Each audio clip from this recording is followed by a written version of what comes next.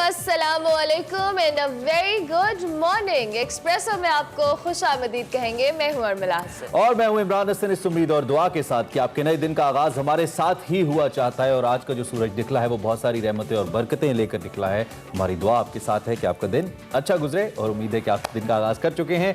हम आपके साथ मौजूद हैं। प्रोग्राम का आगाज करेंगे। आज भी बहुत कुछ है बात करने के लिए। इस वक्त जो सबसे बड़ी खबर चल रही है वो तो क्रिकेट के हवाले से ही चल रही है, लेकिन उससे पहले कुछ हमारी समाजी शख्सियात ऐसी हैं जो कुछ ऐसे काम कर जाती हैं, ऐसी बातें कर जाती हैं जिनको अगर हम तारीफ जिनकी ना करें तो बड़ी ज्यादती हो जाती है। ऐसा ही काम शहजाद रॉय साहब ने भी बिल्कुल कुछ अर्सा पहले हमने सोशल मीडिया पे एक वीडियो देखी जिसको शहजाद रॉय ने शेयर किया, जिसमें बच्चे जो है मुख्तलिफ घी डब्बे और दीगर जो अशिया हैं उनसे धुन बजा रहे थे। उनको पहुंचने के लिए शहजाद रॉय ने सोशल मीडिया पे लोगों से हेल्प भी मांगी कि आप हमारी मदद करें। अगर आप किसी इस बच्चों को जानते हैं तो उन बच्चों को मुझे इनके साथ जो राब्ता कराया जाए ताकि फिर मैं उनको ये मौसीकी के आलात भेज दूं। बिलाखिर उनका राब्ता हो गया और हुंजा से उनका ताल्लुक है। और उसके बाद उन्होंने अपने सोशल मीडिया पे ही जिस तरह से उनको इंस्ट्रूमेंट्स भेजे, उन्होंने कहा कि ये बच्चे बड़े हो गए हैं और इंस्ट्रूमेंट्स के साथ ये प्ले कर रहे हैं धुनों को। और ये आप वीडियो अपनी टीवी स्क्रीन पर भी देख सकते हैं। लेकिन इसमें जो सबसे इंटरेस्टिंग बात है कि ये इतना प्रोफेशनली कैसे बने, क्योंकि ये जो बैंड की चीजें होती हैं they are like so technical. और ये आप देख सकते हैं जी, ये उसके बाद की वीडियो, यानी कि ताज़ा तरीन वीडियो जो शहजाद रॉय साहब ने रिलीज की अपने सोशल मीडिया के ऊपर, जिसके मुताबिक उन्होंने ये ड्रम्स, ये सारी चीज़ें, मुझे इनके नाम नहीं आते, मुझे उन्होंने भिजवाई हैं। और अब ये आपको बैंड की सूरत में तकरीबन वही पूरा बैंड आपको वैसे ही परफॉर्म करता नजर आता है। So this is something really good. और इससे हमें एक सबक भी मिलता है कि बाज़ औक़ात आपकी बचपन की ख्वाहिशें, अगर आपकी ख्वाहिशें पूरी नहीं हुई तो आप अपने इस उम्र के अंदर किसी की ख्वाहिशें पूरी करें। मे भी वो उसी फेज से गुजरा हो जिससे आप और मैं गुजरते थे, तो इससे भी आपको एक ज़हरी तस्कीन, एक नेकी का एहसास हो, खुशी का एहसास हो सकता है। और वो खुशी कल हमने शहजाद रॉय की आवाज़ उनके क्लिप में देखे, बिल्कुल वो सब देखा हमने। और ये बड़ी अच्छी एक जेस्चर था उनकी जानिब से। हमने सोचा सुबह सुबह आपके साथ शेयर किया जाए। शो में बहुत कुछ है जो हमें आपके साथ शेयर करना है, लेकिन आगाज में आपको बताएंगे आज की हेडलाइंस। न्यूजीलैंड टीम के दौरा मंसूखी के पीछे भी हिंदुस्तान निकला। कोई समझता है कि पाकिस्तान तन्हा हो जाएगा तो वो गलती पर है। पाकिस्तान का दुनिया को पैगाम। सुप्रीम कोर्ट में तजावुज़ात समेत अहम केसेस की समाअत। कराची की सूरत हाल पर चीफ जस्टिस का सिंध हुकूमत पर इजहार बरहमी। सिंध भर में मॉनसून सिस्टम दाखिल। महकमा मौसमियात के मुताबिक आज से शहर कायद में 3 रोज तक हल्की और तेज बारिशों का इम्कान। Segment over a cup of coffee में हिना नियाजी मुलाकात करवाएंगी पैरालंपिक्स में गोल्ड मेडल जीतने वाले हैदर अली से। कारोंजर पहाड़ जहां हर रोज 1.25 सेर सोना पैदा होता है। देखिए सेगमेंट सफर है शर्त में। और आज दुनिया भर में इशारों की जबान का आलमी दिन मनाया जा रहा है। खुसूसी तौर पर बात करेंगे।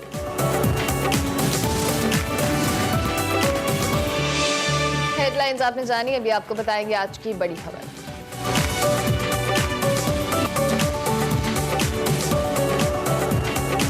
सबसे पहले बात बड़ी खबर में भारतीय साजिशों की, जो कि रुके नहीं दे रही हैं। मोदी सरकार पाकिस्तान के खिलाफ साजिशों से बाज ना आई और एक बार फिर पाकिस्तान क्रिकेट पर वार शुरू कर दिए। 12 साल पहले आपको याद होगा 2009 में भारत ने श्रीलंकन क्रिकेट टीम पर हमला किया था और इस पर पाकिस्तान के मैदान वीरान करने की कोशिश की थी और काफ़ी हद तक उसमें कामयाब भी हो गया था।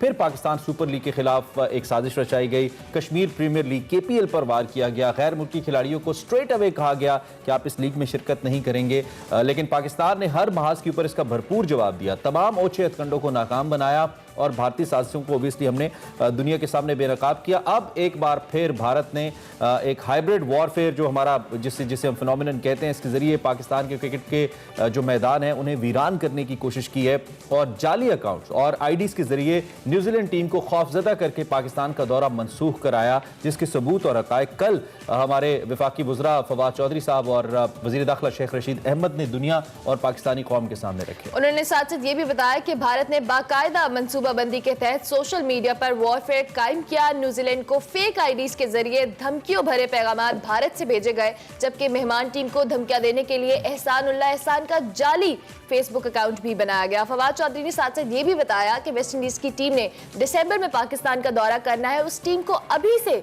धमकी अमेज पैगामात भेजना शुरू कर दिए हैं। और साथ साथ उन्होंने पाकिस्तान के मुखालिफिन को 2 टोक अल्फाज में पैगाम दिया कि अगर कोई समझता है कि क्रिकेट टीमों के दौरे मनसूख होने से पाकिस्तान तन्हा हो जाएगा तो वो गलती पर है। पाकिस्तान को कोई तन्हा नहीं कर सकता। इसी हवाले से हम बात करेंगे। हमें फवाद चौधरी साहब ने ज्वाइन भी किया है, वफाकी वज़ीर इत्तलात हैं। बहुत फवाद चौधरी साहब कि आपने अर्ली इन द मॉर्निंग हमें ज्वाइन किया। First of all very good morning. हमने जिस तरह से कल आप लोगों की प्रेस कॉन्फ्रेंस भी देखी और हम ऑन एंड ऑफ भारत की जो साजिश है उसको दुनिया के सामने बेनकाब करते रहते हैं। नो डाउट इस साजिश से हमें नुकसान तो हुआ है, हमें पाकिस्तान की जो क्रिकेट है उसको खासा नुकसान पहुंचा है। आपको लगता है कि इस सारी साजिश के पीछे सिर्फ भारत था या हम दीगर ममालिक जिनकी तरफ हम इशारा कर रहे थे और बार बार मगरबी ममालिक की तरफ, वो भी इस साजिश का हिस्सा रहे? देखिए, अभी तो इस पे तहकीकात होंगी। अभी कहना बड़ा मुश्किल है कि एग्जैक्टली कहाँ पे जाके झुकड़ियाँ जो हैं वो जुड़ेगी। लेकिन जो इब्तदाई मालूमात हैं, जो इन चंद दिनों की जो इन्वेस्टिगेशन जो हमारी एजेंसीज ने और हमारे जो मुतल्लिका मुकाम है उन्होंने की, जिस पे यकीनन वो बड़ी मुबारकबाद के मुस्तहक हैं। और ये पाकिस्तान की जो एजेंसीज हैं, पाकिस्तान के जो इदारे हैं, ये शुक्र है कि बड़े इंटैक्ट इदारे हैं, बड़े बड़े कॉम्पिटेंट लोग इधर बैठे हुए हैं। तो ये तो सिर्फ चंद दिनों की तहकीकात है जिसका नतीजा कल हमने लोगों के सामने रखा है।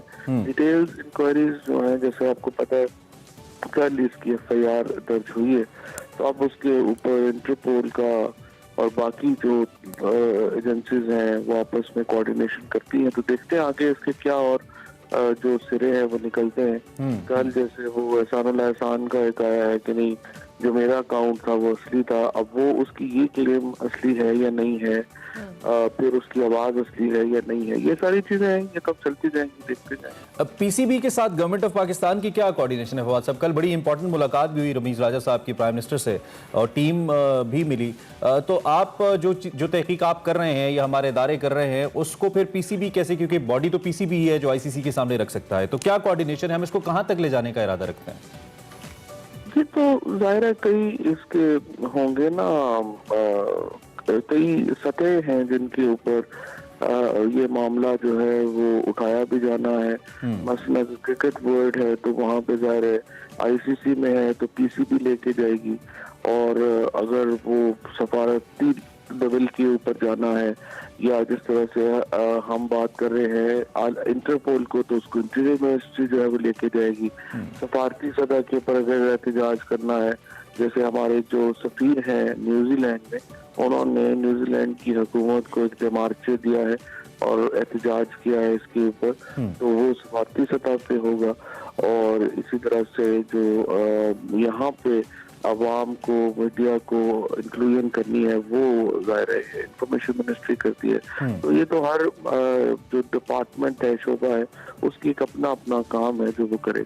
ठीक है, ऐसा लगता है कि अब ये मामला सिर्फ खेलों की हद तक महदूद नहीं रह गया, एक सिफारती सतह का मामला हो गया, आप खुद भी कह रहे हैं। तो इसमें यकीनी तौर पे अब हुकूमत का किरदार भी उतना ही अहम हो गया है। हमारी एम्बेसीज का जो मुख्तलिफ ममालिक में है कि एक बेहतर एटमॉस्फेयर पैदा किया जाए और टीम्स को लाया जाए। अब फवाद साहब, क्या ये 2009 के मुकाबले में, आप खुद भी क्रिकेट लवर हैं, खेलते भी हैं, एक बड़ा चैलेंज है जो इस वक्त हमारे लिए पैदा हुआ है, या आपके ख्याल में सिचुएशन उतनी गंभीर नहीं है जितनी 2009 में श्रीलंका के वक्त में थी? नहीं, बात ये है कि ये तो 2009 वाला मामला तो नहीं है। वो तो जाहिर है कि बहुत बड़ा उस वक्त जो है वो थ्रेट हुआ था और उससे बहुत नुकसान हुआ पाकिस्तान की क्रिकेट को। लेकिन इसमें ये है कि ये क्रिकेट के ऊपर तो सियासत होती रही है हमेशा से। 80s में अगर आपको याद हो तो जनरल ज़िया-उल हक जब गए थे हिंदुस्तान, क्रिकेट डिप्लोमेसी के ऊपर बहुत बड़ा उस वक्त का एक क्रिटिकल इवेंट था। तो क्रिकेट तो हमारे रीजन में एक बहुत बड़ा सियासत का एक्सप्रेशन रहा है, सियासत का इजहार रहा है, और ये भी अब भी जो है वो ऐसे ही है। लेकिन बहरहाल इससे ये है कि एक के सामने कड़ियाँ खुली हैं, जो हम बात बार बार कर रहे हैं कि कैसे ये जो मॉडर्न एरा है इसमें इंफॉर्मेशन वॉरफेयर जो है उसको इस्तेमाल किया जाता है, एक उसको स्ट्रेटजी के तौर पे अपने मुखालफों के खिलाफ इस्तेमाल करने के लिए।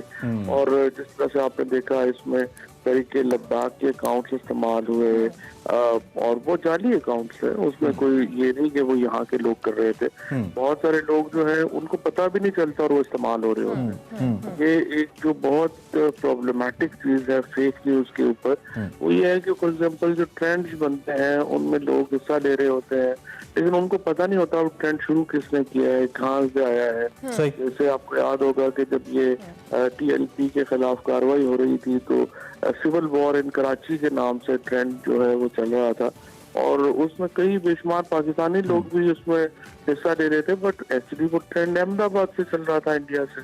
तो इसलिए ये जो मौजूदा जो मॉडर्न एरा है, इसका जो सबसे बड़ा चैलेंज है वो फेक न्यूज को रियल न्यूज से जांचना है। ठीक है, रियल न्यूज क्या है और फेक न्यूज क्या है, ये बहुत बड़ा चैलेंज है, और आगे चल के तो और बड़ा होने जा रहा है। जब ये वीडियो एडिटिंग इतनी ऊपर चली गई है, ये पता ही नहीं चलता कि ये वीडियो जो है ये असली है या नकली है। चले, कम से कम ये एक अच्छी बात है कि हम इस चीज़ को ऐसे ही नहीं छोड़ रहे, हम इसको मुंतकी अंजाम तक ले जाना चाहते हैं, और ये बड़ी अच्छी बात है। ठीक है, आखिरी सवाल आपके होते हुए हो नहीं सकता कि हम जरा सियासत को टच न करें। सो पोलिटिकली आज एक अभी खबर में पढ़ रहा था कि वज़ीर आज़म ने बढ़ती महंगाई पर अहम इजलास तलब कर लिया, तो क्या अहम फैसले होने जा रहे हैं आज के इजलास में? बतौर वज़ीर इत्तलात कुछ बता पाएं आप हमें? आज तो वज़ीर आज़म जो है वो DI खान जा रहे हैं, तो इजलास में तो पहले महंगाई के ऊपर तो रोजाना ही इजलास होते थे, लेकिन महंगाई का मेनली जो इशू है वो तो एक इंटरनेशनल इन्फ्लेशन है, और दूसरा ये कि सूबाई हुकूमतों का काम है कि वो मुकामी जो अपनी कीमतें हैं उनमें मुख्तलिफ अज़ला में फ़र्क ना हो। वफाकी हुकूमत का इसमें जितना किरदार है वो तो हम किरदार अदा कर ही रहे हैं, और उसका जो फ़ायदा है वो ज़ाहिर है लोगों को हुआ है, क्योंकि हमारे यहाँ इंटरनेशनल प्राइस से बहुत ज़्यादा ऊपर चली गई है चीज़ों की।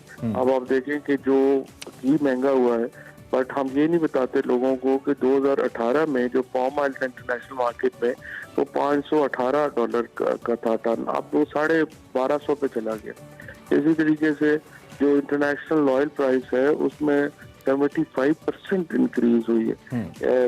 बाकी जो हमारे यहाँ दालें हैं, 70% दालें हम ऑस्ट्रेलिया और न्यूजीलैंड से मंगवा रहे हैं। अब जब तक हम इन चीज़ों के ऊपर अपना एक स्ट्रेटजी ना बनाएं, कोई 8-10 साल लगाएं और ये चीज़ें हम अपनी दालें तो कम से कम अपनी बनाएं और अपनी पैदा करें, और एग्रीकल्चर में इस पे फवाद साहब काम हो रहा था कि हम जो अपनी ज़रूरी अजनास हैं हम उसका एक डेटाबेस मेंटेन कर रहे थे। हमारी आप ही के जो इकोनॉमिक विंग है प्राइम मिनिस्टर की जो टास्क फोर्स है, उनके एक अहम मेंबर से बात हो रही थी, तो इस पे कोई काम हो रहा है अभी कि हम अपनी अजनास का एक रिकॉर्ड रखें, फिर नफूस के मुताबिक उसकी तकसीम, ताकि कुछ अपने वसाइल से हम मैनेज कर पाए और इंटरनेशनल इन्फ्लेशन हमें ज़्यादा मुतासिर न करे?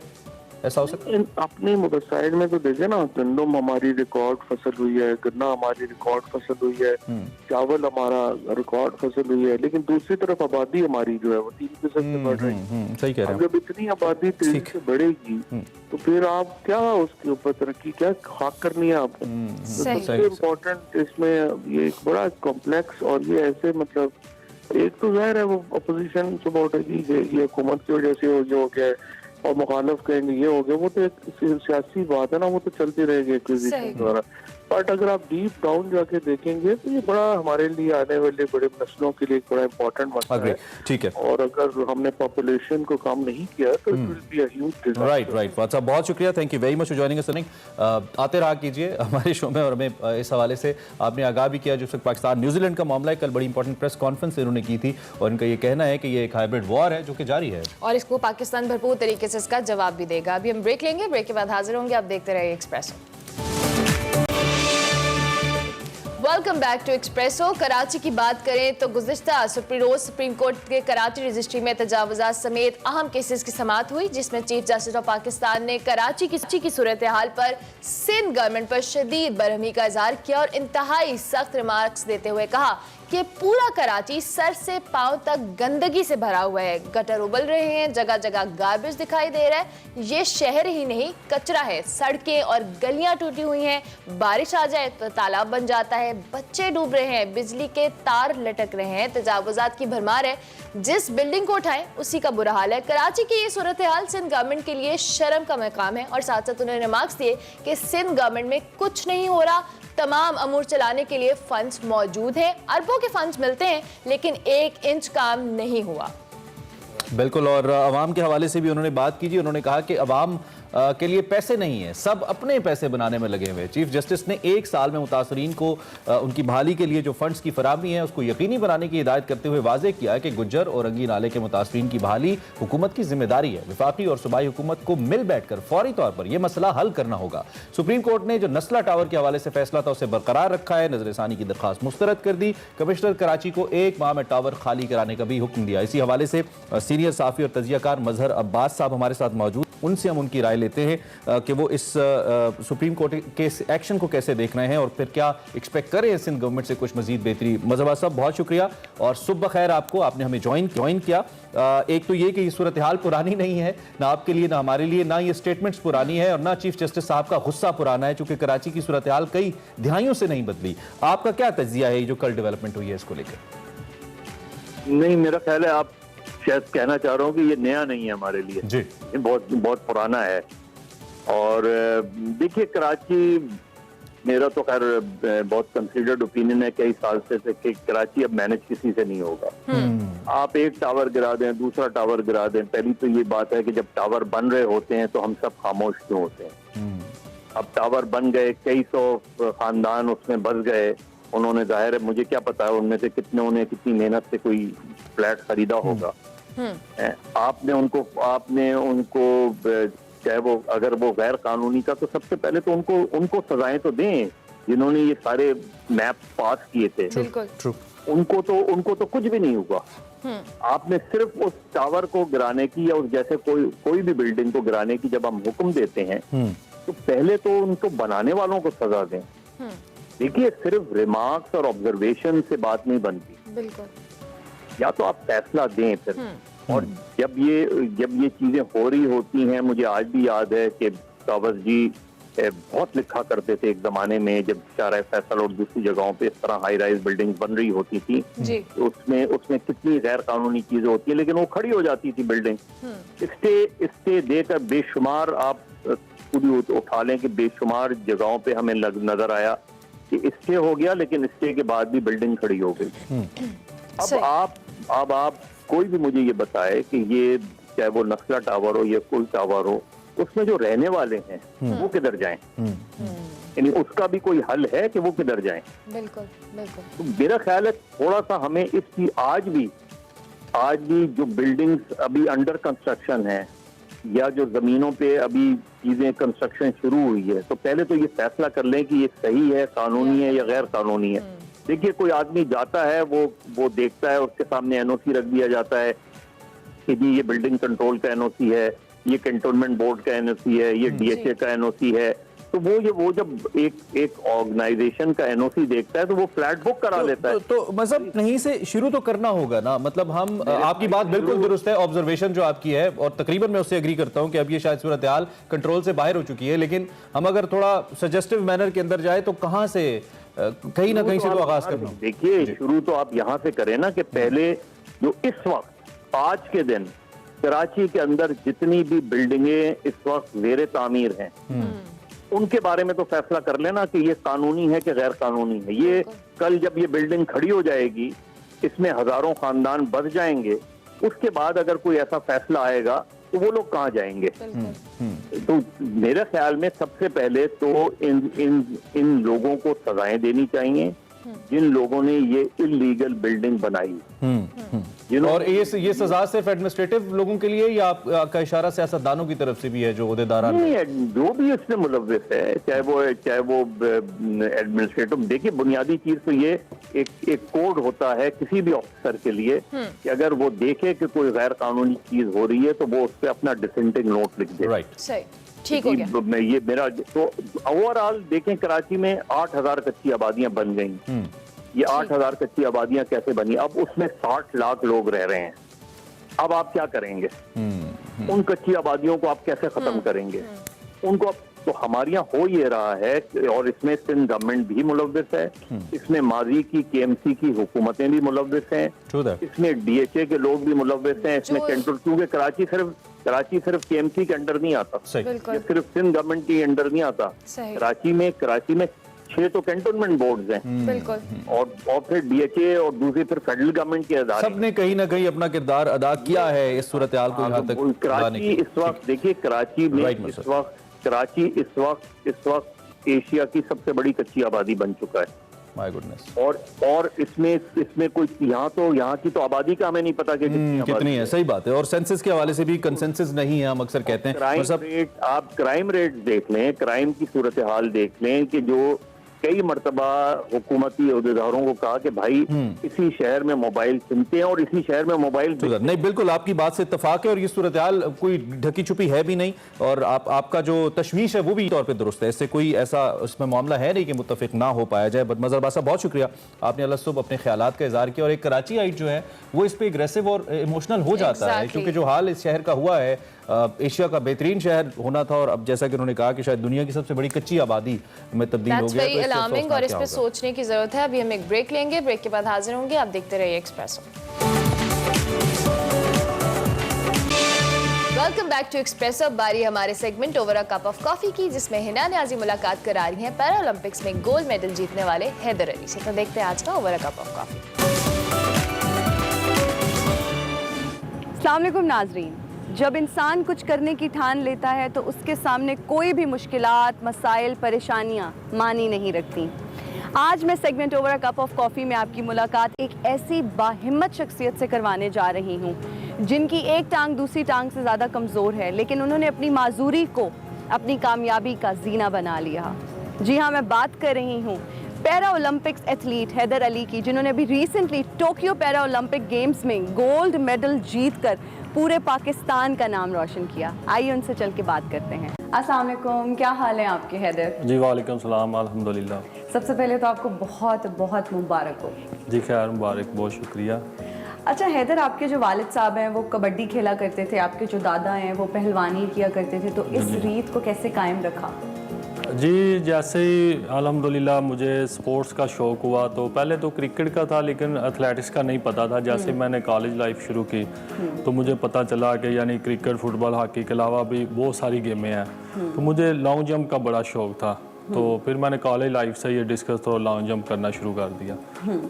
अच्छा, मुझे ये बताएं कि जब पाकिस्तान का परचम लहराया जीतने के बाद, तो क्या एहसासात थे, क्या जज्बात थे, कैसा महसूस किया?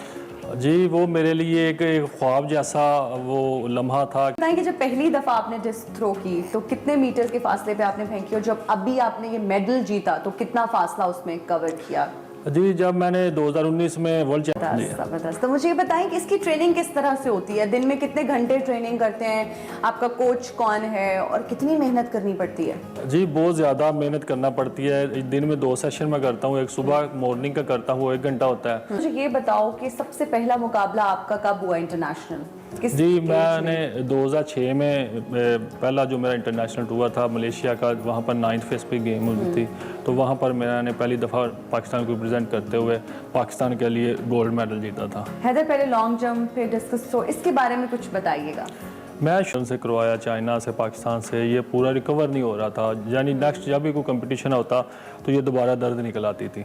तो मैं बड़ा डिसाइड हो गया था कि मतलब कि मेरा कैरियर शायद अब ख़त्म हो गया हो। लेकिन फिर अल्हम्दुलिल्लाह शुरू से मैं डिस्कस थ्रो भी करता था, तो मैंने फिर डिस्कस थ्रो की तरफ तवज्जो दी और मैंने तकरीबन 4-5 साल फिर मैंने इसकी ट्रेनिंग की। और तो अल्हम्दुलिल्लाह वर्ल्ड चैम्पियनशिप में मैं सिल्वर मेडल हुआ, साथ मैंने टोक्यो के लिए क्वालिफाई किया। वहाँ कितने ममालिक से लोग आए हुए थे और जीतना कितना मुश्किल तब लग रहा था, कितना चैलेंजिंग लग रहा था? जी बिल्कुल, वहाँ पर तकरीबन 190 के करीब, 190 के लगभग ममालिक थे जिन्होंने पार्टिसिपेट किया था। कोई ऐसा मोमेंट जब आपको लगा होगा यार ये बहुत मुश्किल है, पता नहीं हो पाएगा? नहीं, आप थ्रू आउट बहुत पैशनेट थे और आप वो कॉन्फिडेंट थे कि नहीं मैं कर लूँगा? नहीं, एक वक्त ऐसा आया था कि मैं बहुत डिसाइड हो गया था। वो ऐसे था कि जब हमारा कंपटीशन शुरू हुआ तो बारिश भी शुरू हो गई थी, बारिश भी बहुत तेज़ हो रही थी और हमारा कंपटीशन भी चल रहा था। तो मेरी जो पहली 2 थ्रो है ना वो नो हो गई थी बारिश की वजह से। वो हाथ को पानी लग जाता था तो डिस्क स्लिप होकर बाहर चली जाती थी। तो जो तीसरी थ्रो थी ना, वो अगर मैं ठीक करता तो क्वालिफाई करना था, अगर वो ना होती तो मैंने डिस्क्वालीफाई हो जाना था। तो वो जो लम्हा था ना वो बड़ा मेरे लिए मुश्किल था और यानी इतना मैं यानी कंफ्यूज था, कोच भी साथ नहीं था। और प्रेशर कितना होता है उस प्रेशर टाइम भी ना? बहुत ज़्यादा, टेंशन। जी जी बिल्कुल, बहुत ज़्यादा प्रेशर था। तो बस अल्लाह का नाम लेकर मैंने थ्रो की और जैसे ही मैंने थ्रो की है वो लम्हा भी मेरे लिए बड़ा यानी कि दुश्वार था कि वो मेरी जो थ्रो थी वो भी सेक्टर के बाहर जा रही थी और मैं ऐसे उसे देख रहा था, साथ ही मैं अल्लाह का विर्द कर रहा था, या अल्लाह के ये अंदर ही रहे। और अल्लाह के करम से वो जो हमारा सेक्टर होता है ना वी शेप का, उसके 6 इंच अंदर ये थ्रो लगी थी जो तीसरी, जिससे मैंने फिर क्वालिफाई करके टॉप 8 में आया था। हैदर, आपके वालिद साहब ने एक इंटरव्यू में बताया कि आप जब पैदा हुए तो पैदाइशी तौर पे आप एक बीमारी में मुब्तला थे, उसके बारे में बताइए कि कितना मुश्किल होता है और कितना चैलेंजिंग होता है और आपने इस चीज़ को कैसे ओवरकम किया? जी बिल्कुल, वालिदैन बताते हैं कि बाय बर्थ मुझे मतलब बहुत मैं बीमार हो गया था। तो हम पहले, अभी तो हम शहर में आ गए, तो पहले हम गाँव में रहते थे, तो वहाँ पर ये सहूलतें वगैरह भी नहीं थी बसों की और इन चीज़ों की, तो उनके लिए बड़ा मुश्किल था कि गाँव से शहर लेके आना, वहाँ पर ट्रीटमेंट कराना, फिर गाँव लेकर जाना, तो बहुत यानी कि उनके लिए ये दुश्वारी पेश आई थी शुरू में। फिर आहिस्ता आहिस्ता चीज़ें बेहतर हो जाती हैं और अब अल्हम्दुलिल्लाह हाँ जी, यू आर डूइंग ग्रेट माशाल्लाह। अच्छा हैदर, मुझे ये बताएं कि क्या पाकिस्तान में इंटरनेशनल लेवल की ट्रेनिंग होती है? क्या यहाँ पे जो कोच हैं आपके उस तरह से ट्रेन करते हैं? क्या इक्विपमेंट जो है वो इंटरनेशनल लेवल का है? जी बिल्कुल नहीं है। हमारी जो ट्रेनिंग है, हमारी जो चीज़ें हैं, बिल्कुल वर्ल्ड के ऑपोजिट है। मैंने उधर देखा है कि मतलब कि मैं जैसे मैं थ्रो करता हूँ, पहले मैं जंप करता था, तो जंप में हमारा होता है कि मतलब स्प्रिंट हम लगाते हैं 40-50 मीटर 100 मीटर, तो लेकिन मैं उनसे भी बात की है, उनकी ट्रेनिंग और हमारी ट्रेनिंग बिल्कुल मुख्तलिफ है, बिल्कुल चेंज है।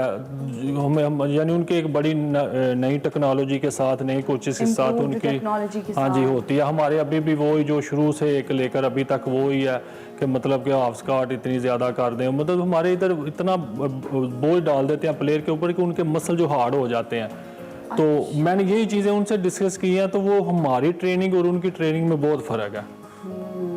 वहाँ पे चीज़ें एडवांस हैं। हाँ जी बिल्कुल। अच्छा, बहुत सी कंट्रीज से डिफरेंट लोग आए होते हैं, एथलीट्स आए होते हैं, तो किस कंट्री के लोगों के साथ ज़्यादा अच्छी बॉन्डिंग हो जाती है और दोस्ती हो जाती है इस सारे? ज़्यादातर तो उधर लैंग्वेज बड़ी प्रॉब्लम होती है, क्योंकि हाँ जी, क्योंकि इंग्लिश भी बहुत कम कंट्रीज में लोग बोलते हैं। अल्हम्दुलिल्लाह हम बोल लेते हैं, लेकिन वो उधर बहुत कम लोग हैं जो इंग्लिश जाते हैं। तो मतलब जैसे इंग्लैंड हो गया, ऑस्ट्रेलिया हो गया, कनाडा, इन लोगों के साथ तो बातचीत हो जाती है।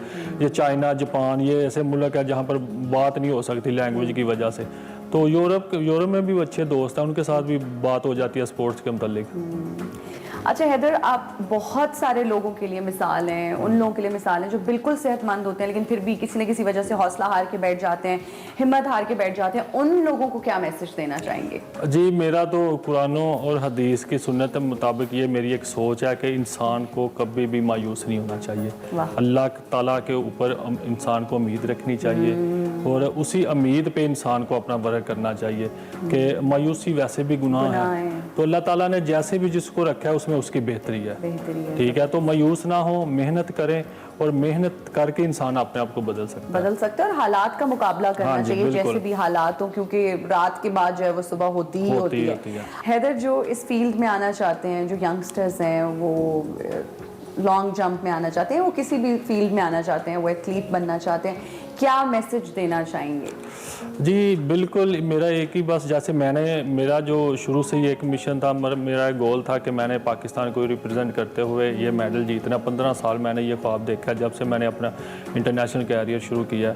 तो मेरा भी यूथ के लिए यही एक मैसेज है कि प्लीज़ हार्ड वर्क करें, मेहनत करें। आप चाहे किसी भी फील्ड में है, स्पोर्ट्स में, एजुकेशन में है या जॉब्स में है, तो अपने गोल पे मेहनत करें और अल्लाह ताला जो होता है इंसान की मेहनत को ज़ाया नहीं करता। उसका रिवार्ड ज़रूर मिलता है, चाहे देर से सही, लेकिन मेरा यकीन और उम्मीद है कि मिलता है इंशाल्लाह। ज़बरदस्त हो गया। Thank you so much Haider for your time. Allah ताला आपको फ्यूचर में और कामयाबियों से नवाजे ताकि हम फिर से आए आपके पास और एक और डिटेल्ड इंटरव्यू करें। Thank you. Welcome back to Expresso. बात करेंगे कुछ मौसम के हवाले से। तो सिंध भर में मानसून सिस्टम दाखिल हो गया और महकमे मौसमियात के मुताबिक आज से 3 रोज के दौरान हल्की और तेज बारिशों का इम्कान है। इसके अलावा पंजाब, खैबर पख्तूनख्वा, कश्मीर, गिलगित बल्तिस्तान और मशरकी बलोचिस्तान में गरज चमक और आंधी और तेज हवा के साथ चंद मकामात पर मूसलाधार बारिश का भी इम्कान है। इतने खूबसूरत बादल दिखाने की क्या जरूरत है सुबह सुबह?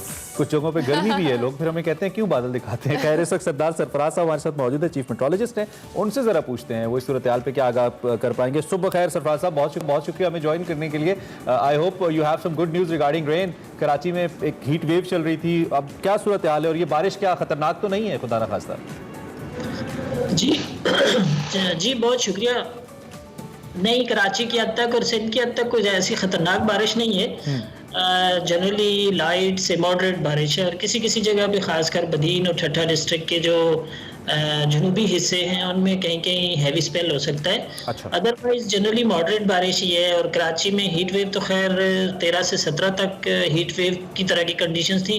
उसके बाद मौसम बेहतर है, मतलब 35, 36, 34 इन पिछले दिनों में तो ये टेम्परेचर रहा है और आज शाम में कुछ हल्की बारिश के चांसेस हैं कराची में। तो ये जो बारिशें अभी हम कह रहे हैं इससे कुछ ओवरऑल टेम्परेचर में तब्दीली आएगी या कराची का वही जो स्विंग होता रहता है मौसम वैसे ही चलेगा? कोई खास तब्दीली नहीं आएगी। कराची का मौसम ऐसे ही अनसर्टन सा रहता है, खासकर जब कराची के करीब करीब के सिस्टम हो, जैसे सिंध में ये मानसून हवाएं दाखिल कल से हुई हुई हैं और थरपारकर रीजन में, बदीन में, ठट्ठा में बारिश हो चुकी है इन तीनों जगहों पे। और थरपारकर डिस्ट्रिक्ट में तो अच्छी मतलब काफ़ी जगहों पर हुई है और बदीन ठट्ठा में भी हुई है कहीं कहीं, और इसी तरह से टंडवाला यार एक डिस्ट्रिक्ट है वहाँ पर हुई है। तो ये होता है कि कराची के अगर ईस्ट में, साउथ ईस्ट में कोई इन मानसून हवाओं के नतीजे में कोई लो प्रेशर एरिया या उसकी ट्रफ मौजूद हो तो फिर यहाँ गर्मी पड़ने के भी साथ साथ दोनों चीजें रहती हैं या बारिश। लेकिन गर्मी, मुझे लगता है गर्मी डोमिनेट करती है सिंध में ज्यादा, कराची में भी इनफैक्ट अब तो अनफॉर्चुनेटली। खैर ये जो ओवरऑल हमारा वेदर साइकिल है ये भी अब तब्दील होना है, इसको मतलब शिफ्ट करना है गर्मी टू सर्दी। तो ये भी क्या सिंध के इलाकों में और दीगर पाकिस्तान के इलाकों में अभी सितंबर चूंकि खत्म हो रहा है, अक्टूबर आने वाला है, तो ये इसके इम्कानात हैं कि अपने वक्त पे करेगा या गर्मी का सेशन थोड़ा लंबा भी हो सकता है? सरदार साहब क्या प्रेडिक्शन है आपकी? नहीं, फिलहाल तो कंडीशन ऐसी हैं कि अपने वक्त पे ही होगा, कोई ऐसा लंबा नहीं खिंचेगा, सिवाय इसके कि मानसून की बारिशें पहले लग रहा था कि शायद अक्टूबर के पहले हफ्ते के आखिर तक जाएं, लेकिन अब कंडीशन थोड़ा सा चेंज हुई महसूस होती हैं। और साउथ में तो ऑलमोस्ट यानी ये स्पेल है और उसके बाद 28 से 30 तक एक और हल्का सा स्पेल है। सिंध में, कराची में भी इम्कान है उसके नतीजे में 27, 28, 29 को, इस तरह 27 की रात से। तो नॉर्थ में अलबत्ता आगे जो है ना, आज और कल वेदर है आपके लाहौर और उससे ऊपर जो के जो इलाके, इस्लामाबाद, मरी, सियालकोट वगैरह वगैरह, आज और कल भी हल्की बारिश और फिर अगले 3-4 दिन वहाँ वक्फा है, कोई ऐसी खास बारिश नहीं है। फिर 28 को ये सब ह्यूमिडिटी कम क्यों नहीं हो रही? अच्छी बारिशें हुई हैं पिछले दिनों में, कराची में भी हुई हैं, यहाँ पे भी हुई हैं, लेकिन humidity still there. Even Lahore में भी मैं फील कर रहा था कि हब्स अभी भी है, तो ये क्यों है? देखिए, वही असल में मानसून की एक तरह से उसके साथ ये होती है ड्रॉबैक के, जब बारिश का सेशन चल रहा होता है तो फिर तो मौसम ठीक होता है, अदरवाइज ह्यूमिड हो जाता है। उसमें मतलब सरफेस से लेके ऊपर तक आप कह लें 5000 10,000 फीट तक ऐसा मॉइस्चर गया होता है, तो उसकी वजह से ह्यूमिड कंडीशंस होती हैं। ठीक हो गया, थैंक यू वेरी मच सरदार सरफराज साहब हमारे साथ मौजूद थे, मेट्रोलॉजिस्ट, और हमें मौसम की सूरत-ए-हाल से अपडेट कर रहे थे। और वो कह रहे थे कि बारिशें तो होंगी लेकिन कराची के मौसम पे, ओवरऑल सिंध के मौसम में इतना खातिर खा फर्क नहीं पड़ेगा क्योंकि कराची का वेदर वैसे ही बड़ा अंतर है। बारिशों के मौसम में क्या याद शायरी करा देते हैं? ब्रेक लेते हैं, ब्रेक के बाद आते हैं। एक्सप्रेसो में आपको एक बार फिर से खुशामदीद, वेलकम जी। अच्छा जी, हमारा जो कि सफर शर्क के अंदर हम सहरा में मौजूद हैं, इनफैक्ट वकार अहमद मलिक साहब, और वहाँ से खतूत लिखे जा रहे हैं सहरा नबर्द साहब, और इस वक्त कारूझर के पहाड़ों को एक्सप्लोर करने का सिलसिला जारी है। आज इन पहाड़ों के अंदर कुछ सोने का जिक्र है, आई मीन गोल्ड का। सो देखते हैं वो क्या है आज का सफर शर्क।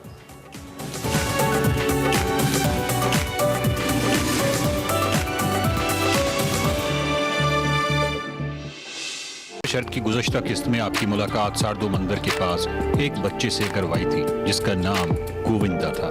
गोविंदा जैसे कई बच्चे पहाड़ इस लालच में 7 मिनट में चढ़ते और उतरते हैं कि शायद सयाह इसके एवज उनको कुछ पैसे दे देंगे। ये एक दर्दनाक मौजू है।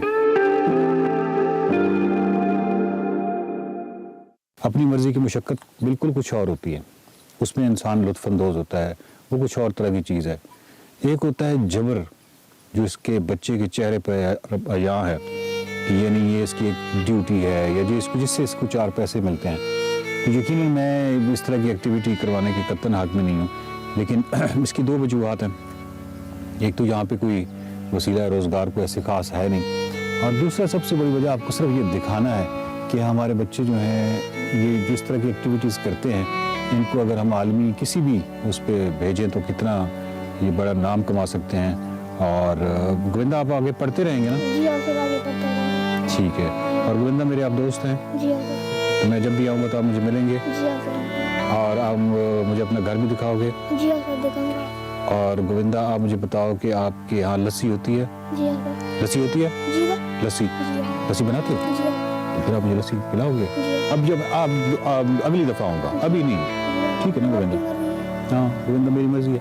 अच्छा गोविंदा, ये करते हैं कि चलो फिर हम चलते हैं पहाड़ के ऊपर। कहाँ से आपने चढ़ना शुरू करना है? ओ उधर से चलो सर, मंदिर है हाँ हाँ, वहाँ से आप ट्रेन करेंगे। तो हम आपके साथ आएंगे? नहीं, उधर भी आप रुको, मैं ऊपर जाऊंगा।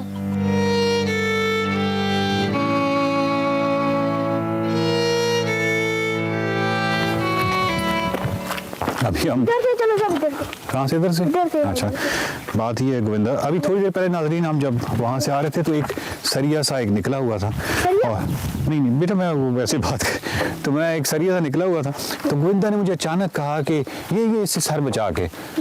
आप सोचिए कि एक छोटा सा बच्चा जो है, उसकी जो तवज्जो है उसमें क्या क्या चीज़ें आ रही हैं, वो मेरा सर बचाना चाह रहा है कि वो सरिये में आपका कहीं सर ना लग जाए।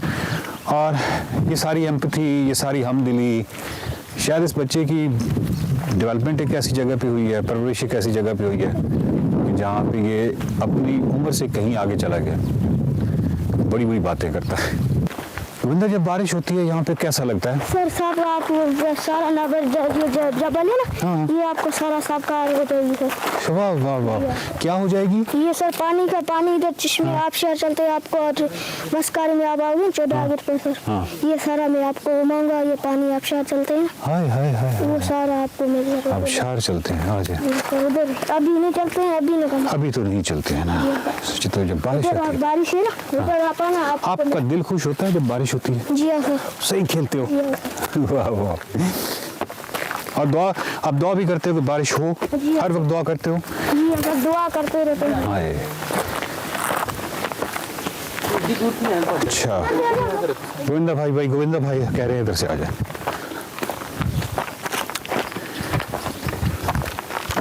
गोविंदा, टीवी देखते हैं? कभी देखा है? मेरी गलती नहीं है। अच्छा, टीवी नहीं, हम ये टीवी के लिए कर रहे हैं थोड़ा, हम आपको दिखाएंगे जी हाँ सर। कि यहाँ पे कैसे प्यारे प्यारे बच्चे हैं, जी हाँ। हम ताकि लोग देखेंगे, जी हाँ सर। देखना चाहिए ना, फिर लोग आएंगे आपसे मिलने, जी, ठीक है ना? ठीक है सर। अच्छा उधर आ जाओ, उधर अच्छा उधर। अच्छा।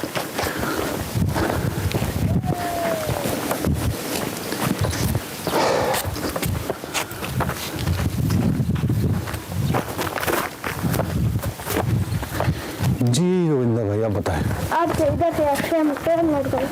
मैं यहाँ से टाइम नोट कर, मुझे कोई टाइम नोट नहीं करना, मुझे मालूम है कि आप उतने टाइम में आ सकते हैं, उतने टाइम में वापस जा सकते हैं, मैं कोई टाइम शायद नोट नहीं कर रहा, ठीक है?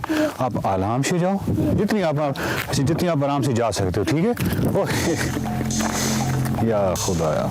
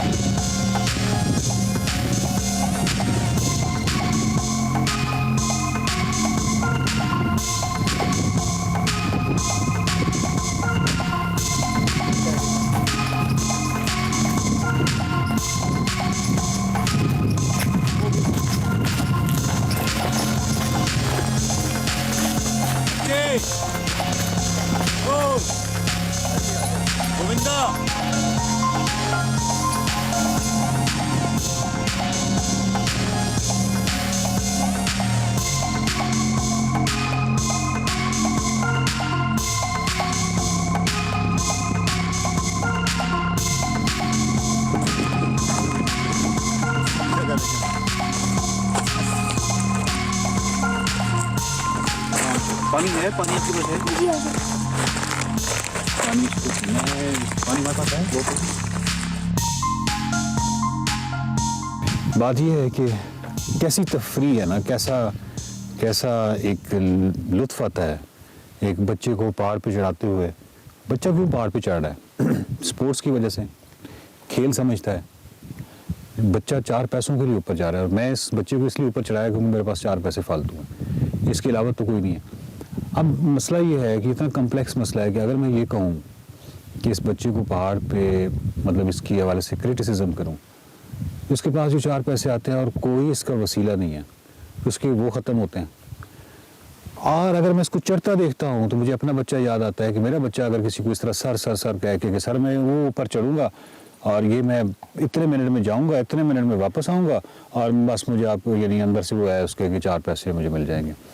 तो वो आपको कैसा लगेगा अगर आपका बच्चा, आपका बेटा इस तरीके से भागता भागता अपने वक्त पूरा करने के लिए कि मुझे वक्त पे नीचे आना है, छलांगे लगा के जैसे भी सांस चढ़ता है, जान पे खेलना है, वापस आना है। क्योंकि अगर मैं वक्त पे, हो सकता है कि मैंने ऐसे भी टूरिस्ट होते हैं जो घड़ी रख के बैठे होते हों, कितने वक्त में वापस नहीं आया, तो हो सकता है वो कोई ऐसा भी हो पैसे ना दें, हो सकता है दे देते होंगे।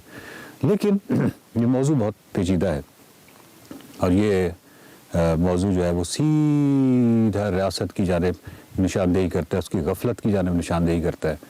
और ये बच्चे, मैं इनको यही कह रहा हूँ कि चलें ठीक है, यहाँ पे ये चढ़ते हैं, उतरते हैं, इनका स्टेमिना है बहुत अच्छे, इनके अंदर क़ुव्वत बर्दाश्त है सारी। स्पोर्ट्स और ये तमाम चीज़ें बिल्कुल और होती हैं, उनमें ग़िज़ाई किल्लत नहीं हुआ करती। उसमें ये नहीं होता कि बच्चे जो हैं वो भूख के मारे और भूख से डर के और भूख से खौफ में मुब्तला हो के वो पहाड़ चढ़ते हों, तो वो एक और चीज़ है, ये एक और चीज़ है।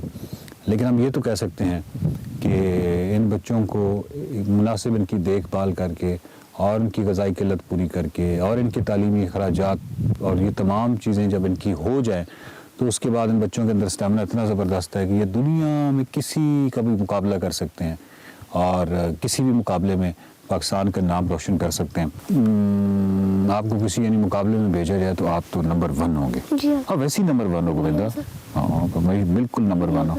तो गोविंदा मुझे बताओ कि यहाँ पे सयाह, ये टूरिस्ट यानी जो लोग घूमने आते रहते हैं? जी हाँ सर, बहुत आते हैं। ठीक है, तो वो आपको कहते हैं कि ऊपर चढ़ो? जी हाँ सर। पहाड़ पे, और आप चढ़ जाते हो? जी हाँ सर। फिर आपको पैसे देते हैं? जी हाँ।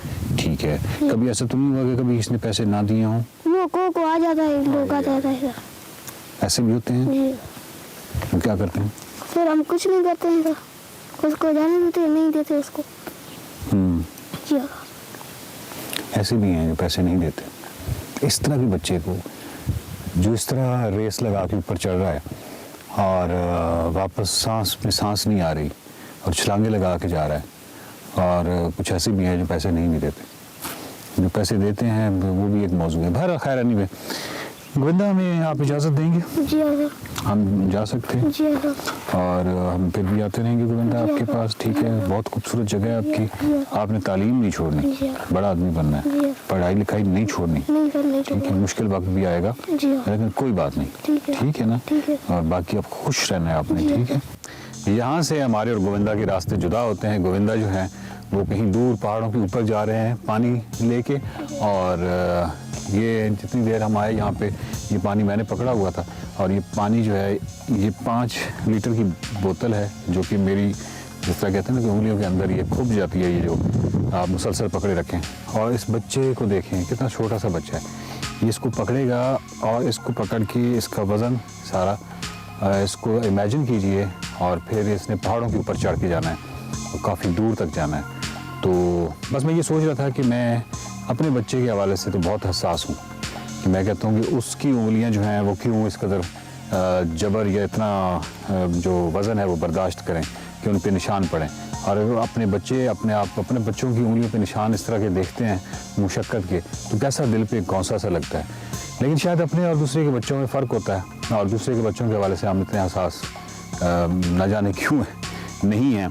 बहरहाल ये है कि गोविंदा जो है ये अभी जा रहे हैं, और जबर की मुशक्क़त जिस तरह आपने देखा कि जिस तरह गोविंदा जो है वो पहाड़ के ऊपर चढ़ा, जबर की मुशक्क़त और आसूदगी की मुशक्क़त में फ़र्क होता है। जबर की मुशक्क़त जो है वो नंगी गुर्बत की पैदावार है, जो कि बहुत अफसोसनाक होता है। तो गोविंदा, तो फिर हम कभी आएंगे इंशाल्लाह, तो आपसे मुलाकात। हम आपको नंबर दे दें? तो आप नंबर लिखोगे कहाँ? तो आपको कहीं पेपर पे लिख के दूँ? चलो, पेपर है किसी का? तो पेपर या वो दे दें? नहीं कुछ यार, अंदर है ये, आप डायरी पड़ी हुई है, इसमें बॉल पेन है।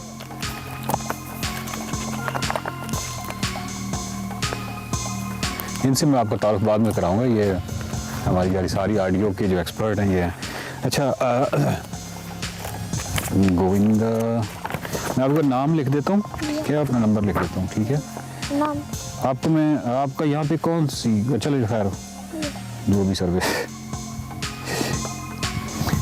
0 ठीक है 529 22221 ये नंबर है ठीक है आपको यही नंबर चाहिए ये आपका नंबर आ गया मेरे पास और जब भी आपने मुझे फ़ोन करना है ना तो आपने मुझे बताना है करूँगा मैं आपको आज शाम को आज ना करना आज तुम सफ़र में होंगे नहीं तो मैं घर पे हूँगा नहीं आप जन्म घर पे होगे ना मैं सफ़र में होऊंगा उधर सिग्नल नहीं मिलेंगे ठीक है आप ये नंबर अपने पास रखो ठीक है अभी हम 4-5 दिन लगेंगे लाहौर पहुंचने में तो फिर आप अपने पास बस कर लेना एक दफ़ा मुझे आपने कॉल करनी है फिर मैं आपका नंबर सेव कर लूँगा ठीक है ना फिर आपका नंबर आ जाएगा मेरे पास ये अब आपको उठाना पड़ेगा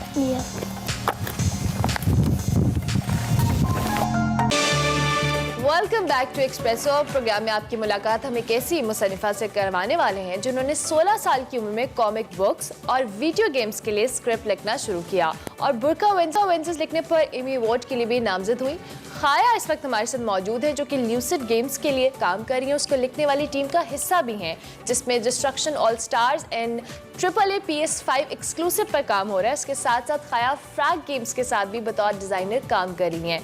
बेसिकली साथ साथ इन सारी क्वालिटीज़ और एबिलिटीज़ के साथ खाया माँ बच्चे की जो काउंसलिंग है उसके तौर पर भी काउंसलर के तौर पर भी काम कर रही हैं और इस वक्त हमारे साथ मौजूद बिल्कुल माँ बच्चे की सेहत के हवाले से बहुत काम कर रही हैं काउंसलर के तौर पर ये सारी इनकी एक्सपर्टीज़ हैं मल्टीपल एक्सपर्टीज़ के हवाले से इन सच अ यंग एज बात करते हैं हम। खाया welcome to Expresso, how are you, कैसी हैं आप, ठीक ठाक हैं? अस्सलामुअलैकुम जी, बिल्कुल ठीक ठाक, pleasure to be here. Great to have you. आप ये सबसे पहले हमें बताइए कि दो मुतज़ाद चीज़ें हैं, एक जानिब आप हेल्थ सेक्टर के ऊपर और माँ बच्चे की सेहत के ऊपर काम कर रही हैं, इसके लिए किस चीज़ ने आपको इंस्पायर किया? Then will talk about your profession as well. जी ये एक मेरा प्रीवियस प्रोजेक्ट था, अभी तो उसको 2 साल हो गए जब से रैप अप हो गया था, लेकिन ये सालाना एक प्रोजेक्ट था, एक कंपनी है थाली, उसके साथ मैंने काम किया था और बेसिकली मेरी इंस्पिरेशन ये थी कि मैं ये एक चीज़ है जो स्टिग्मा समझा जाता है, जो स्पेशली पोस्टमार्टम डिप्रेशन है, ये ज़रा लोअर तबकों में इसको स्टिग्मा समझा जाता है, इसको प्रॉपर्ली लोगों को पता नहीं होता, वो समझते हैं कि उनके साथ कुछ गलत हुआ है या ये जो फीलिंग्स हैं जो महसूस करे गलत हैं, तो उनको बेसिकली हेल्प करना, उनकी काउंसलिंग करना, उनको बताना कि जो आप फील करें ये नॉर्मल है, ये होता है, ऑलमोस्ट औरत के साथ होता है, तो ये it was something that was very important to me कि मैं इसमें पोस्टमार्टम डिप्रेशन के हवाले से आप काम करी थी। अच्छा खाया, अब आपके जो ये गेमिंग के हवाले से जर्नी है इसको डिस्कस करेंगे। कब शुरू हुआ और कब आपको लगा कि आपको गेमिंग में इंटरेस्ट है और उसके बाद आपने अपने इस जर्नी का आगाज़ किया? गेमिंग में तो इंटरेस्ट बिल्कुल जब छोटी थी, आई थिंक अबाउट 6-7 ईयर्स की थी, तो मुझे शौक चढ़ा, मेरे अम्मी अब्बू ने मुझे कंसोल लेके दिया, वो भी खुद गेमिंग के बहुत शौकीन थे, मेरे कजन भी बहुत गेमिंग के शौकीन थे, तो फैमिली में काफ़ी हम सारे इकट्ठे होकर गेमिंग करते थे। लेकिन एज अ प्रोफेशन मैंने क्वाइट रिसेंटली, मुझे अभी 5 साल हो गए कि मैंने सोचा कि चलो मैं कॉमिक्स और टेलीविजन से अब मैं गेमिंग में राइटर बन सकती हूँ, क्योंकि अब पाकिस्तान में वेरी हैप्पी टू से कि इधर बहुत एक अच्छा इंडस्ट्री अब बन रहा है, काफ़ी अच्छे लोग हैं हमारे लोकल गेमिंग इंडस्ट्री में, तो अब उनको ज़रूरत है राइटर्स की, तो मैं चाहती हूँ कि इनके प्रोजेक्ट्स में हिस्सा लेके राइटर्स को हेल्प करें। तो एक तो बताएं, क्या पता हम कोई सेम मेमोरी शेयर करते हैं बचपन की गेम्स को लेकर, कौन सी गेम ज़्यादा खेलती थी आप बचपन में? नंबर 1 बचपन में मैं ज़्यादा जो सबसे पहली गेम जो मैंने खेली थी वो थी super Mario. Everyone loves it. अच्छा, अच्छी गेम है अभी उस जैसी गेम अभी भी हैं, लेकिन वो मजा नहीं आता उस जैसे सुपर मारियो में आता। अच्छा, आपका जितना भी कंटेंट है, चाहे वो हेल्थ को लेकर है, चाहे वो गेमिंग को लेकर है, चाहे वो बुर्का एवेंजर्स को लेकर है, ये सारा बच्चों के इर्द गिर्द घूमता है, तो ऐसा क्या है खाया, कुछ आपकी जिंदगी में ऐसा हुआ जिसने आपको ऐसा किया कि जब आप कुछ लिखने के काबिल होंगे तो आप बच्चों के लिए लिखोगे, या फिर वैसे ही आपको लगता है कि नहीं हमारे बच्चों के लिए कंटेंट कम है, आप जैसे लोगों की ज्यादा जरूरत है? इसके पीछे क्या लॉजिक है बच्चों के लिए जो आप कर रही हैं सब कुछ? बिल्कुल, जो आपने बोला कि हमारे बच्चों के कंटेंट कम है और कंटेंट जो मीनिंगफुल हो, देखिए इंटरटेनमेंट भी हो लेकिन एजुकेशनल भी हो।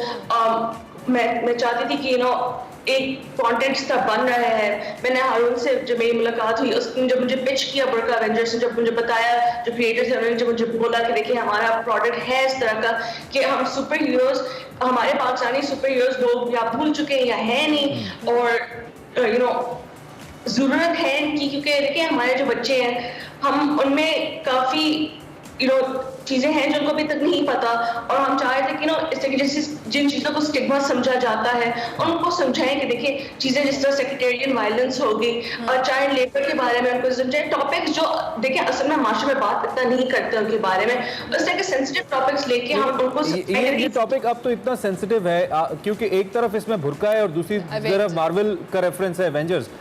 आजकल इस पे बात भी बहुत हो रही है, कुछ लोग बहुत इस पे तनकीद कर रहे हैं हिजाब बुर्का को लेकर, कुछ लोग कहते हैं नहीं ये जिंदगी का हिस्सा है। मतलब हम उस सेंसिटिविटी में ना जाते हुए आपके ख्याल में एक सुपर हीरो को अगर हम इससे एसोसिएट कर रहे हैं तो कहीं हम कुछ कंजर्वेटिज्म तो सोसाइटी के अंदर नहीं लेके आ रहे? You see it's normal.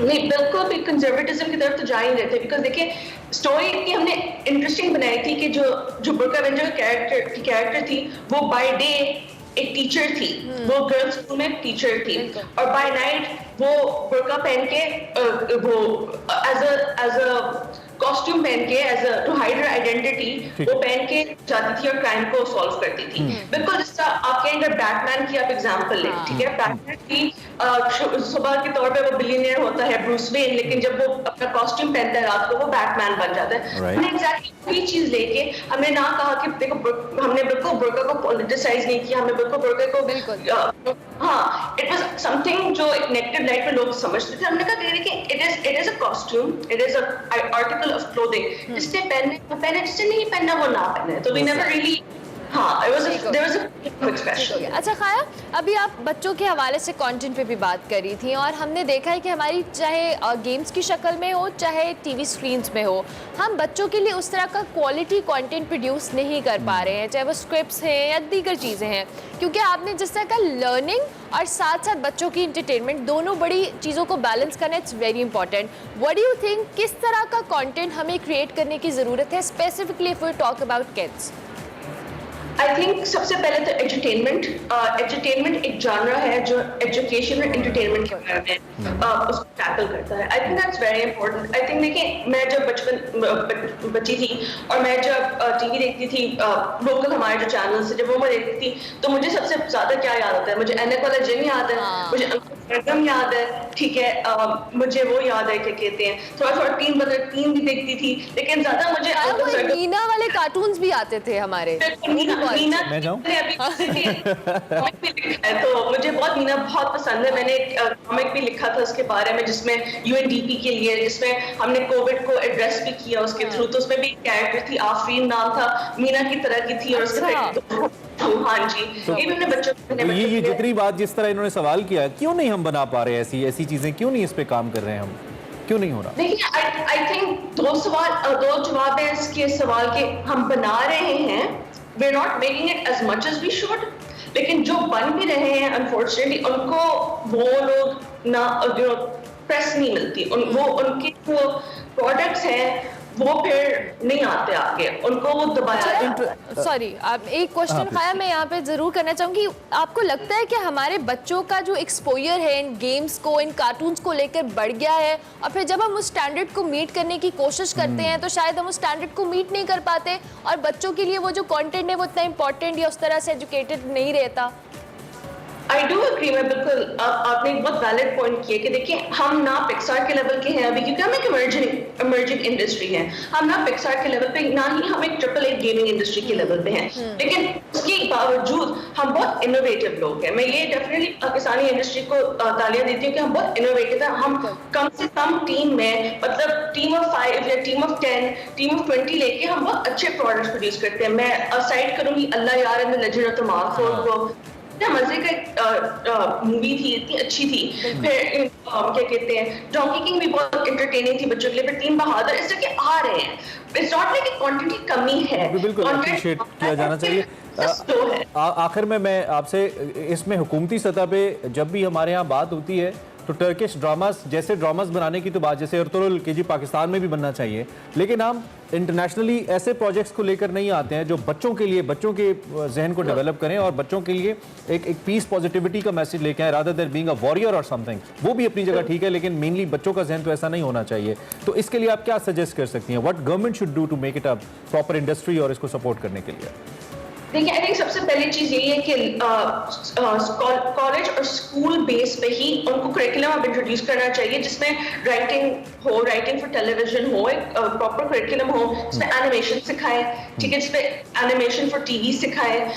इस तरह की चीजें जब हमारे करिकुलम में इंट्रोड्यूस होंगी तो फिर लोगों को समझ आएगी कि ये इंडस्ट्री है इसमें। क्योंकि देखिए सबसे बड़ी बात यह है, हमारे पास वो ही नहीं है, लोग ही नहीं है इस तरह के जो क्वालिफाइड हो, जिनको पता हो। ओवरऑल हर चीज में खुद को डेवलप करने की, आगे लेके जाने की जरूरत है। थैंक यू वेरी मच खाया, वो wish you very best of luck. बड़ा जबरदस्त आप काम कर रही हो, आपके पास आइडियाज बहुत अच्छे हैं और आप इस तरह से अच्छे अच्छे स्क्रिप्ट्स लिखते रहे, करते रहिएगा, रुकिएगा नहीं। Thank you very much. खाया अहमद हमारे साथ मौजूद थी। अभी मैं एक ब्रेक लेंगे, ब्रेक के बाद हाजिर होंगे। आप देखते रहिए एक्सप्रेसो।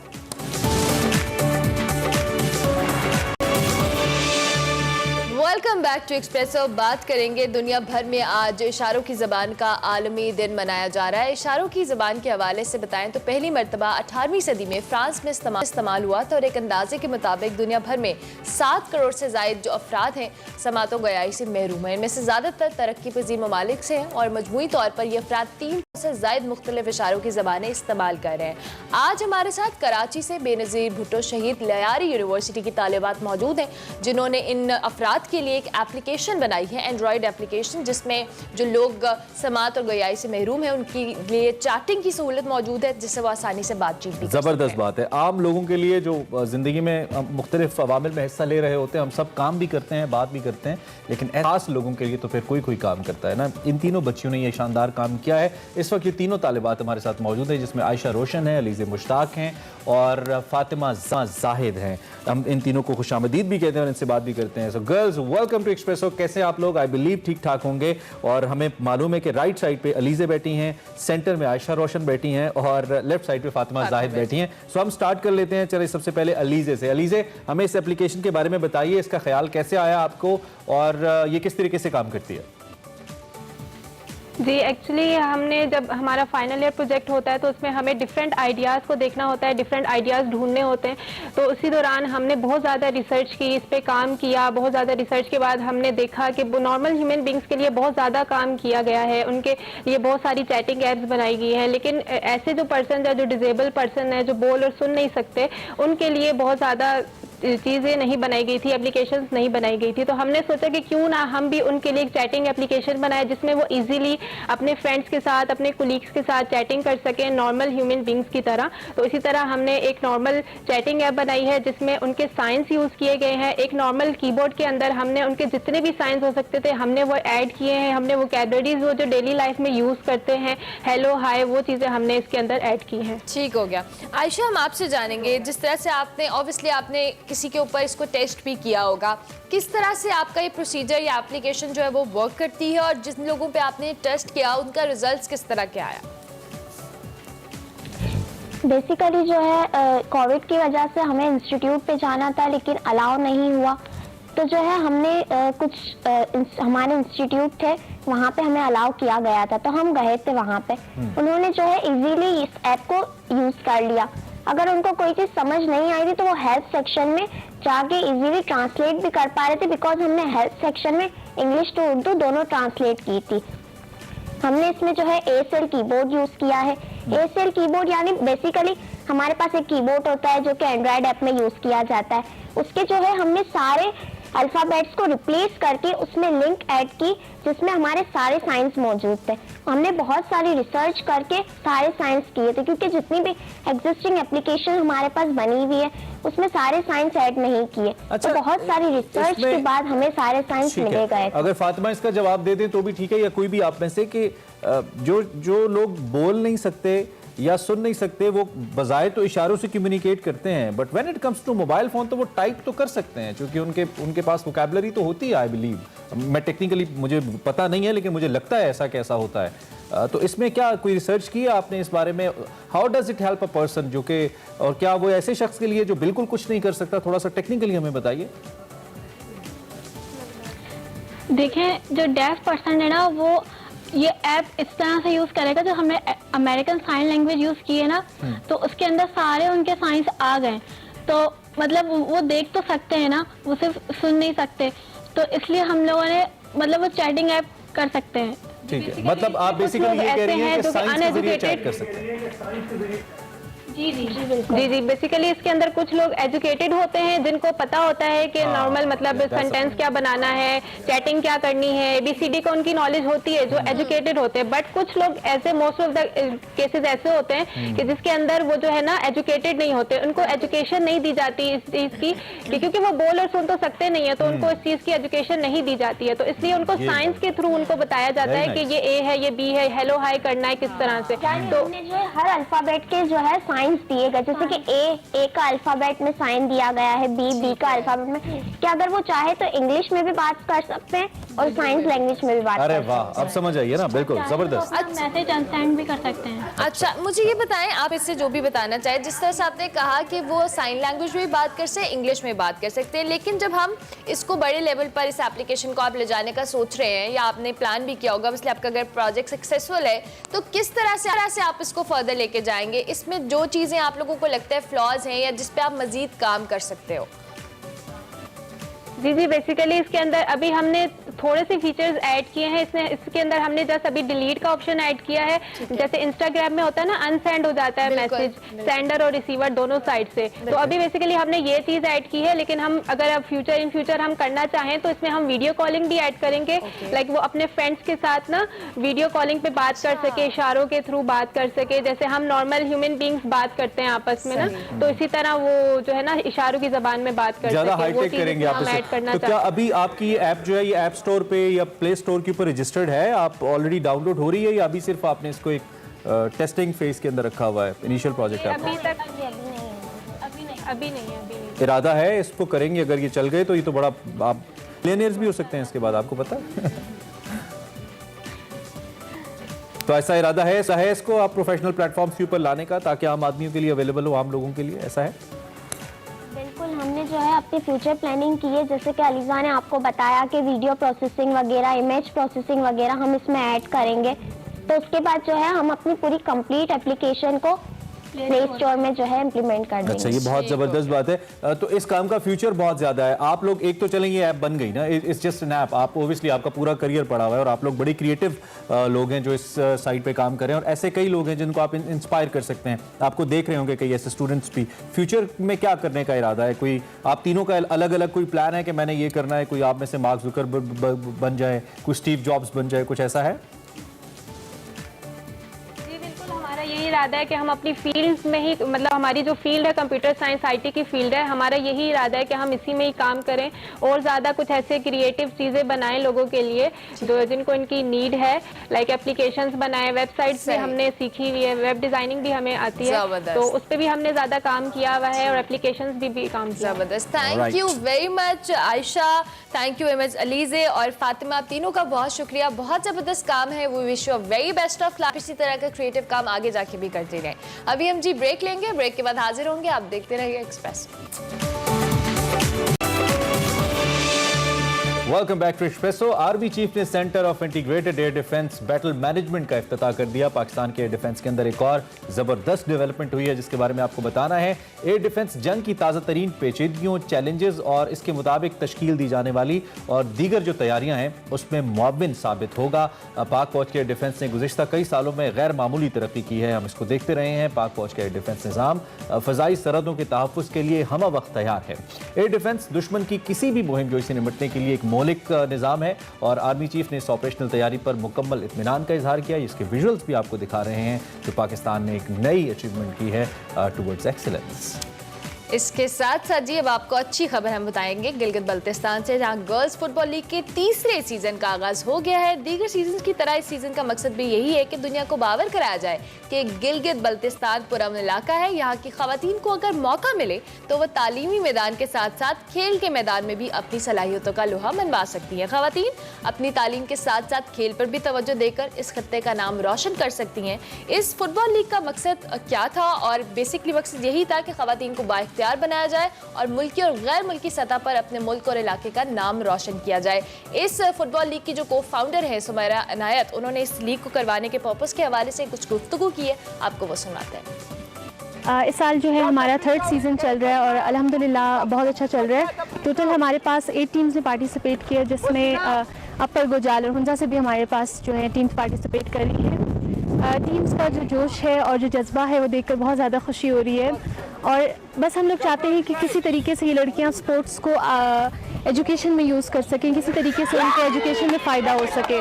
तो हम उम्मीद करते हैं कि जैसे पिछली लड़कियां निकली हैं वो एजुकेशन स्पोर्ट्स बेस पे आगे यूनिवर्सिटीज़ में पढ़ रही हैं, तो हमारा बस मेन मकसद यही है कि हम और लड़कियां निकाल सकें और इसके थ्रू जो है ये अगर इंटरनेशनल लेवल पर पाकिस्तान को रिप्रेजेंट कर सकती हैं, क्योंकि इनमें बहुत ज़्यादा टैलेंट है और हमारी पूरी कोशिश होगी कि हम इनको जो है अच्छा एक्सपोजर दे सकें। Wow wow Sumera, amazing. अच्छा जी, आगे बढ़ते हुए टाइम कम है और हमने विश करना है हैप्पी बर्थडे टू शहबाज शरीफ साहब, मुस्लिम लीग नून के सदर, साबिक वजीर आला पंजाब और बहुत ही मुतहर्रिक सियासी शख्सियत पाकिस्तान की। आज 70 बरस के 70 बहारें देख चुके अपनी जिंदगी की। 23 सितंबर 1951 को लाहौर पंजाब पाकिस्तान के मशहूर कश्मीरी खानदान में पैदा हुए। वालिद मियाँ मोहम्मद शरीफ एक सनतकार थे और अमृतसर से थे जो तकसीम हिंद के बाद पाकिस्तान आए। वालिदा का नाम शमीम अख्तर था। उनके दो भाई अब्बास शरीफ और मियाँ मोहम्मद नवाज शरीफ जो कि साबिक वजीर आजम भी हैं, वो हैं। उनके बेटे भी पॉलिटिक्स के अंदर, हमजा शहबाज साहब एक्टिव हैं। भतीजी मरियम नवाज, आप उनको जानते हैं। तो आज शहबाज शरीफ साहब जो कि फनकाराना सलाहियतों के भी मालिक हैं और एक अच्छे एडमिनिस्ट्रेटर के तौर पर भी जाने जाते हैं, आज उनकी 70वीं सालगिरह है। So happy birthday SS. इसके साथ साथ चूंकि अब शो का वक्त खत्म हो रहा है, आज पश्तून कल्चरल डे भी है और हमने कहा हम अपने पश्तूनी बहन भाइयों को ज़रा विश भी करें और इसके साथ साथ अली ज़फ़र ने भी उनको विश करने के लिए गाना निकाला है। वो गाना हम आपको सुनवाएंगे, लेकिन हम आपसे इजाज़त लेंगे। इंशाल्लाह आपसे मुलाकात होगी कल। आप गाना सुने और हमें दीजिए इजाज़त। अल्लाह हाफ़िज़।